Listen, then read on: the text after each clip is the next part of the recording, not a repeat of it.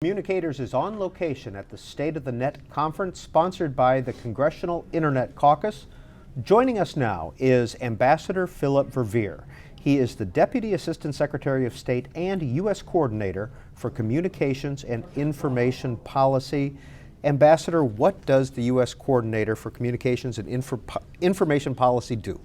Well, we try to represent the United States with respect to those issues with our counterparts around the world, and obviously in the course of doing that, we try to coordinate the U.S. government positions so that we're going forward with unified perspectives when we see our counterparts. On telecommunications policy? That's right. Okay.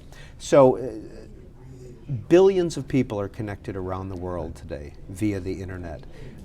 Does the U.S. government need to have a policy about that? Well, we do. Among other things, communications turns out to be one of those areas of life where cooperation is critically important. It's essential. We wouldn't be able to deal with our foreign friends if we didn't find modalities of cooperation. There are institutions that deal with that on a regular basis. We have to participate in those, and we also have very important bilateral arrangements that we need to attend to on a regular basis. Now, your boss, Secretary Clinton, gave a speech about a year ago on internet freedom. What was the basis of that speech, and how has that affected U.S. policy around the world? Well, I think the speech probably, it's fair to say in simple terms, has two foundations. One is there is clearly a human rights aspect to internet freedom. That is the ability of all people in the world to communicate their views freely to one another. Something that you find in the Universal Declaration of Human Rights. There's also an economic aspect to it. Connectivity is something that is very important in terms of commercial activities. And so the speech was intended to make the case that we need to have mechanisms that respect the rights of individuals to communicate. We also need to have mechanisms that assure the free flow of information for economic reasons as well. Recently in Tunisia, of course, President Ben Ali was kicked out, but the use of social networking and text messages and mobile technology played a key role in leading to that downfall. I think that's right. It's only one factor among a great many. But the relative ease of communication, the ability of people to know what's going on, to have some sense of the concerns of the whole, makes some difference. It does permit some mobilization of societies in terms of political activities as well as many other activities. And so in Tunisia, it seems to have had an important role. Now, Ambassador Verveer, Tunisia essentially was a U.S. ally. I know we had a foreign language school there, foreign language training school there. Did the U.S. get itself involved in this revolution at all? Well, I don't think we were involved I'm reasonably confident we were not involved in fomenting any sort of a revolution. It is, however, the case that our ambassador was very clear with the Tunisian government, the now departed Tunisian government, that some of the activities that were taking place in terms of trying to suppress the demonstrations, trying to limit the uses of social media were things that we thought were objectionable and ought not occur. So our ambassador, I think in that sense, was anxious to see to it that the principles that we believe are very important were well articulated, and we had hoped would be observed by the government there. President Hu Jintao of China is in town, and that's one of the China has been in the news quite a bit when it comes to telecommunications policy and social media. What is the U.S. position when it comes to the Chinese government and its view of essentially private technology? Well, we have, as we like to say, a very broad and deep and comprehensive relationship with our Chinese friends.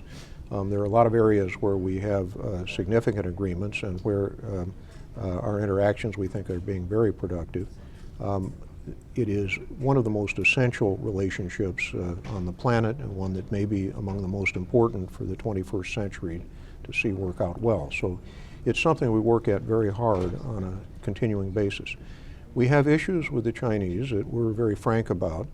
with respect both to the free flow of information within China and also with respect to Chinese respect for intellectual property rights. These are issues that we discuss with them. We discuss them on a regular basis, and we discuss them in a very frank way, with the hope that over time we're going to see what we would regard as improvements in terms of the Chinese activities. Does a Facebook, does a Google need to develop a policy when it comes to a business model in China, or should they be allowed to operate as a private business? Well, I think these are very complicated questions, and the things that one might say about it are something like, first, engagement, including commercial engagement, tends to be good, so that in the absence of other important factors, one would like to see our companies involved in activities all over the world. Secondly, the Chinese are very quick to say that companies that operate in China have to observe Chinese law. Now, in many respects, that's an unobjectionable principle. We would say the same thing about companies operating here in the United States. But you then get to the third point, which is that Chinese law with respect to the privacy of communications, with respect to the free flow of information, with respect to enforcement of property rights arrangements are areas where we think that very significant improvement is available, and we rather hope that that improvement will take place. For private companies, this kind of issue is a very difficult one. There is a very important institution called the Global Network Initiative that certain of our private companies and our NGOs have developed and evolved, that tries to lay out some principles that companies would engage in, would observe when they operate in societies that may not have quite the same records as we might find here in the United States and in many other countries that share our values. And I think that this Global Network Initiative, GNI, is something that in its own right and in terms of the principles it's espoused, it can be very helpful to our companies that might engage in China or elsewhere, where we continue to have some concerns about censorship or even political repression. Does the U.S. government have a position on the South Korean initiative to require people to use their real names when registering an email? Well, we have, I think it's fair to say, generally, we have a view that anonymity continues to be something that is valuable in terms of internet activities, in terms of communication. But you can understand why this is a close question in many societies. And so we're not trying to dictate to people. I mean, I think our views about internet freedom are not unnuanced, they're not unsubtle. We appreciate that certain kinds of efforts to find a proper balance are in fact appropriate. So we're not trying to claim that everybody has to do things precisely the way we do them. Ambassador Verveer, when it comes to a country like Iran, what kind of efforts has the State Department and the U.S. government in general made to open up internet freedom? Well, Iran presents perhaps a very extreme case because it's clear that the authorities there have undertaken extraordinary efforts to suppress free speech, to censor activities, to persecute people who might attempt to exercise what we would regard as elemental human rights with respect to their discussion of political and related kinds of matters. The United States, of course, is concerned about that. We have fairly strong sanctions now in place that we try to bring to bear with respect to Iran. When it comes to communications-related products, we try to be sophisticated about whether or not those sanctions ought to limit what's made available in Iran. This is a responsibility at the end of the day of the Treasury Department, but it's one that the State Department engages in as well. So we try to have a relatively broad approach to trying to encourage the government of Iran to make certain concessions to free speech, to political participation. I think it's fair to say that at the moment we don't feel as though these are areas where we're making great headway. What is the budget of the Communications and Information Agency? Well, it's not really a separate agency as such. It's a part of the Economics Bureau in the Department of State. It is an area where there are roughly 25 professionals who work at this full time. As you would expect anybody responsible for these kinds of matters to say, our budget is only barely adequate. We'd be very grateful for more resources if they could be made available. Now, Ambassador Verveer, you've been in public service for about 35 years. Well, in and out of public service. In and out is, I think, the right way to think of it. That's right. How did you get interested in communications policy, for lack of a better term? Well, it was an accident. I was a staff attorney at the Antitrust Division of the Justice Department back in the early 70s, and by some chance that I've never understood the basis of, I was asked to look into the question of whether or not the old Bell system, the old AT&T telephone system, might be in violation of Section 2 of the Sherman Act. I began that process in September of 1973, and that has caused me to address communications-related issues almost constantly ever since. And that 1973 work you did led to what? Well, it eventually led in 1974 to the bringing of an antitrust complaint against the old Bell system, and over time, and I want to be very clear about this, after I had safely moved on to other things, it led to the breakup of the phone company into several different pieces. This was something that we had theorized at the Antitrust Division would increase the dynamism in the sector, and that turns out to have been proved correct in very, very dramatic ways, unforeseeably dramatic ways, I would say. What was your work at the FCC? I was serially the chief of the Cable Television Bureau, and then the Broadcast Bureau, and then the Common Carrier Bureau. And what kind of work did you do while you were there? Well, the chief of these bureaus is the senior civil servant who reports to and makes recommendations to the commissioners about what the policies should be, and also is the person who manages the implementation of those policies in the various bureaus. This is going back a very long time now, 30 years by actual count. And the issues in the cable area were essentially whether or not the cable television industry should be permitted much broader latitude to offer services. At the time, it was somewhat suppressed by virtue of concerns about what it might do to over-the-air broadcasting.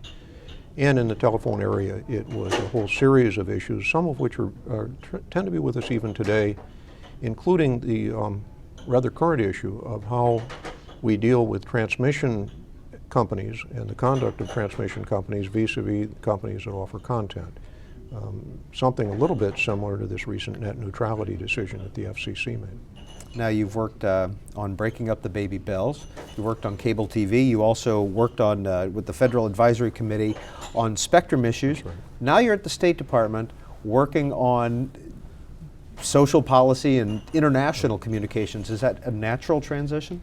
I think it's fair to say that a lot of these things that I've done over the prior 35 years or so are adjacent to what I'm doing today. There are differences, there's no question about that. The international dimension, the geopolitical dimension is something that's quite new to me. But a lot of the issues, a lot of the foundational questions have some genuine familiarity.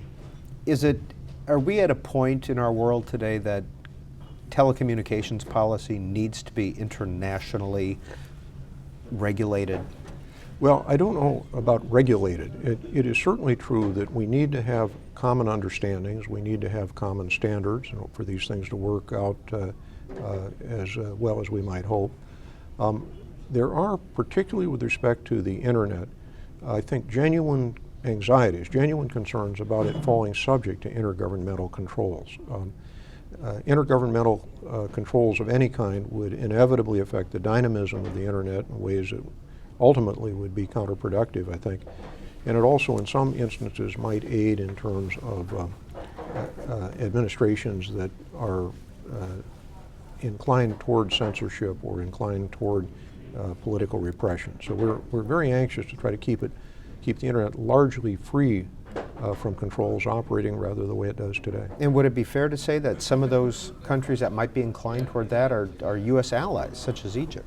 Well, there are countries that, for a variety of reasons, would prefer to see some sort of intergovernmental controls. And it's not difficult to understand why they might feel that way. The internet has become critical, it's become essential to every country in the world and to its citizens. So you can understand the sense that there may be anomalies in terms of it not really being subject to any sort of overarching or overall control. There's also a tendency, I think, very badly overstated, but a tendency to think that the United States controls the internet because it originated here. But I think that that really is a kind of misplaced sense of the situation. We don't control the internet. It turns out no national administration controls the internet.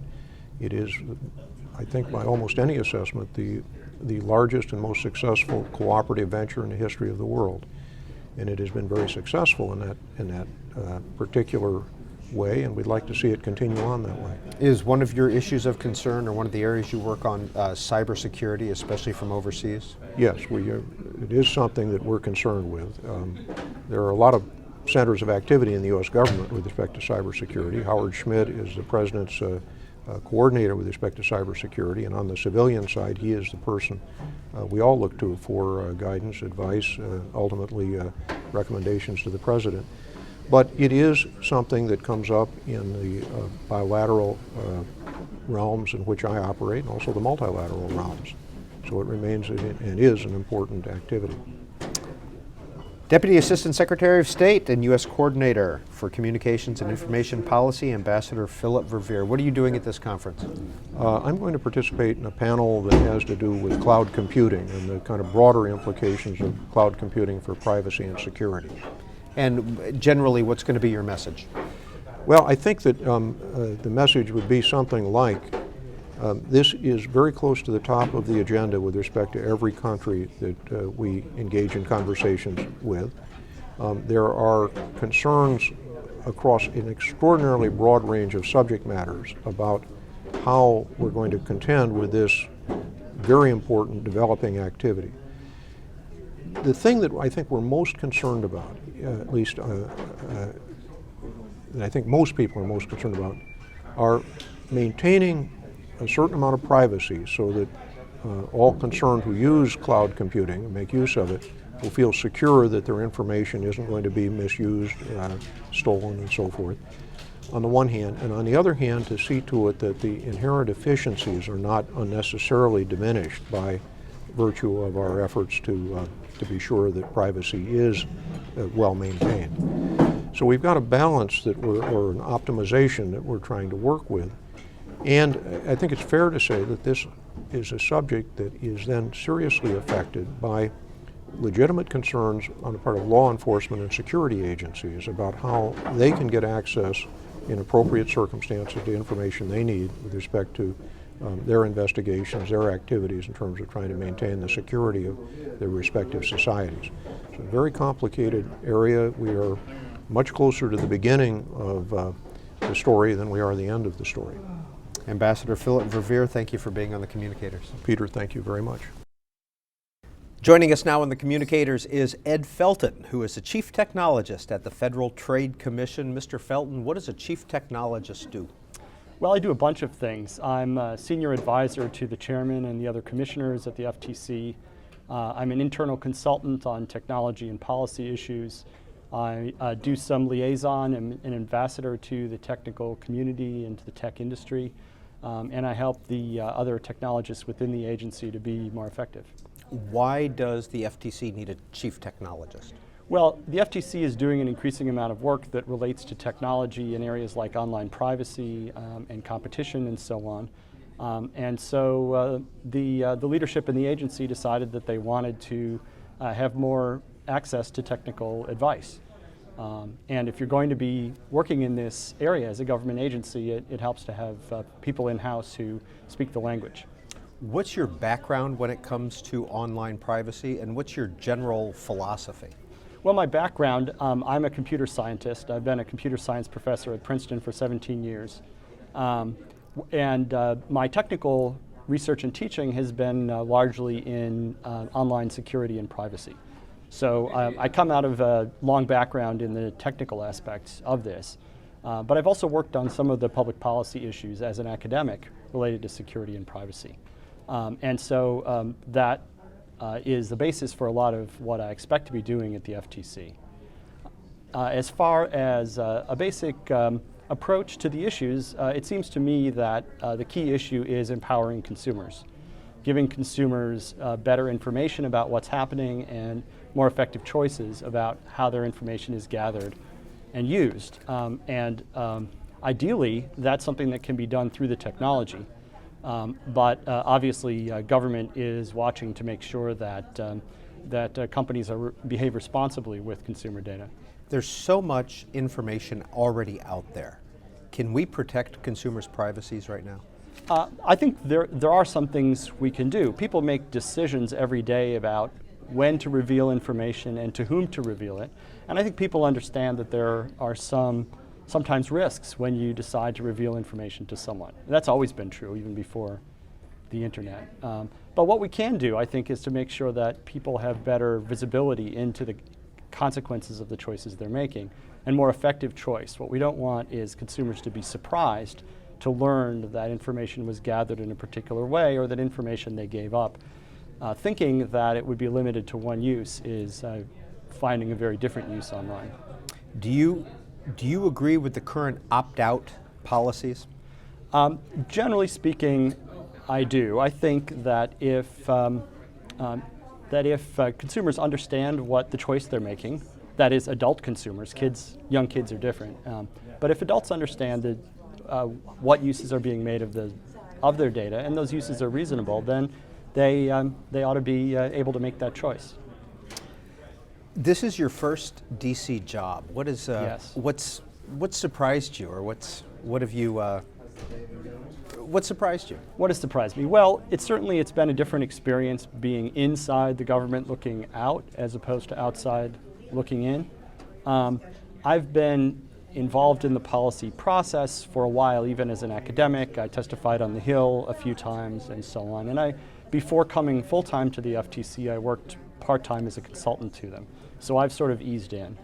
But certainly things do look different. One of the things I've learned is there are things going on that happen quietly that are not visible to the outside. And when you're sitting on the outside watching and reading and attending events and so on, you get a lot of the picture, but you don't get the full picture as to what's happening and why the decisions are being made the way they are. Do you find that comforting?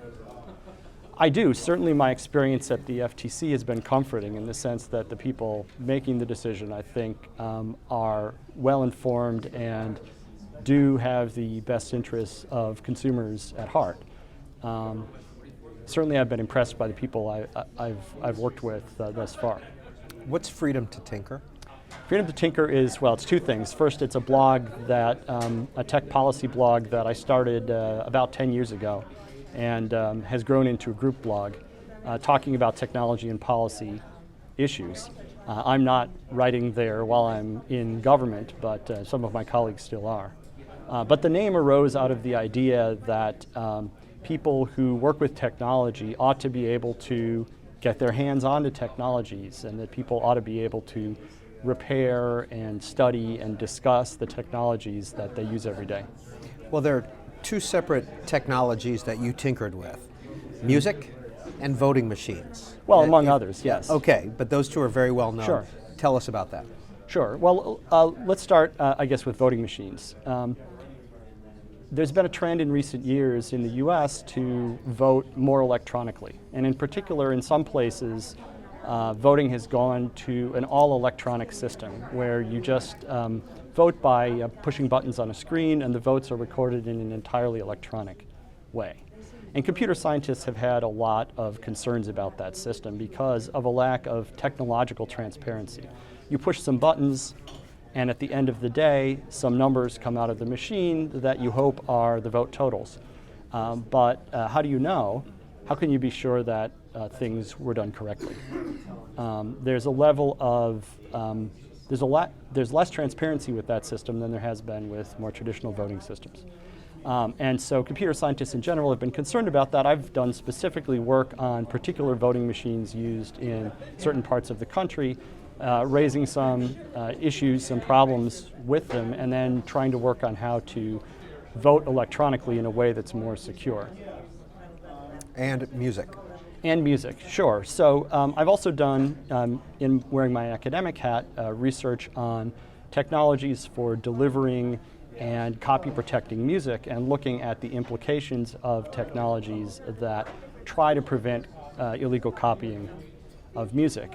And of course, preventing illegal copying is itself a perfectly legitimate and appropriate thing for technology to do, but some of these systems have had side effects that have been harmful. Such as?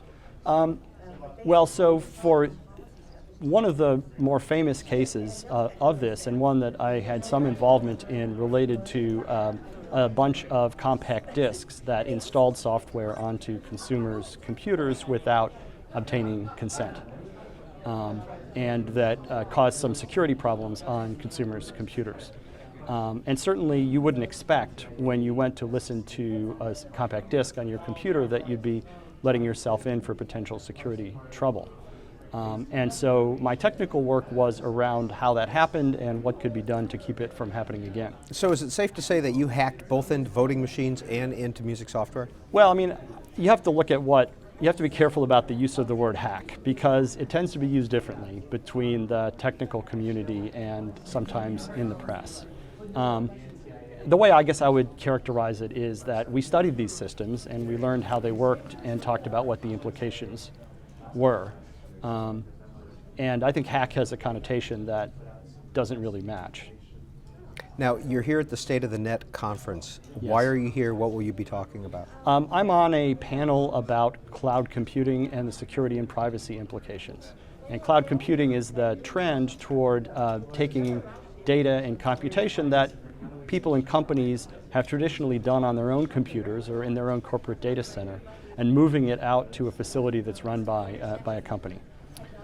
And so there's a panel to talk about the security and privacy policy implications of that. As a computer scientist, what are your concerns about the security of cloud computing? Well, there are really two issues, I think, that are relatively new with cloud computing. One of them is that your data tends to be stored in more places with cloud computing. So data, your email might once have been stored just on your laptop or just on your desktop computer. Now it might be stored on a few different servers from a service provider, on your laptop, on your phone, on some other computer that you have. And so the number of places where something could go wrong or where your data could leak from would be greater. And all of those need to be defended. That's number one. Number two is that when you move to the cloud, there are generally more different parties, companies or entities involved, and therefore there are more relationships, and there are more, and those new relationships need to be understood. People need to understand what promises, what guarantees the cloud provider is providing to them, and they need to have a conversation with the cloud provider about what kind of guarantees they're getting and what they expect. So more relationships and also more places where data could leak, and those all need to be dealt with. Where did the term cloud computing come from? I actually don't know the origin of it. I think it's meant to evoke the idea that your data are out there somewhere, and you may not know exactly where physically the data is located. As far as you're concerned, you have, say, an email service which is available to you on your mobile device where you are right now. But as to where that data actually lives, which state or even sometimes country it's in, you might not know. It's just kind of out there, up in the clouds. Ed Felton, Chief Technologist of the Federal Trade Commission, thanks for spending a few minutes on the Communicators. It's my pleasure. To watch these or other interviews again, go to our Communicators website at cspan.org.